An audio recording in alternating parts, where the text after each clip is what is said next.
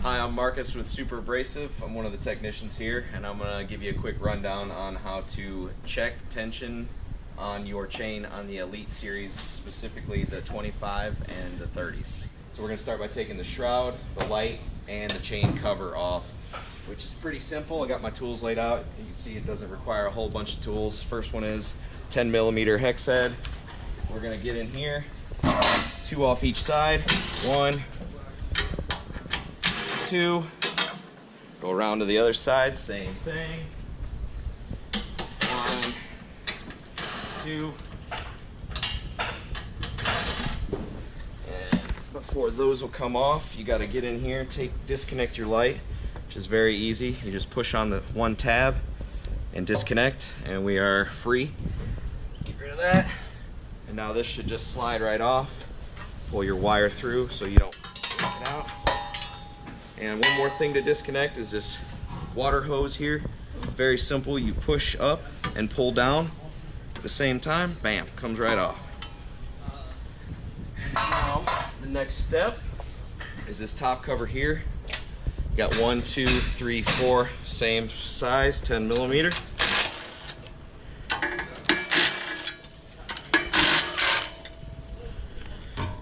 And we'll just go ahead and get that one. That's our top cover. Should come off. There she goes. And these are shorter bolts compared to the ones that came out of the top. You want to make sure these short bolts go back in with this, so I'm going to keep them separate.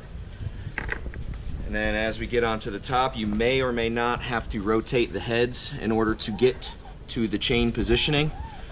As you can see, this one is actually a little too tight. I know you guys probably can't see too much, but I'm putting a decent amount of force and there's almost no movement. So what we're going to do is go ahead and loosen this one.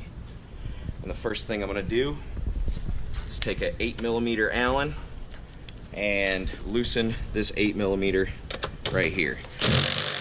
Just about like that. Doesn't need to be super loose, just a good amount. As you can see, no change yet.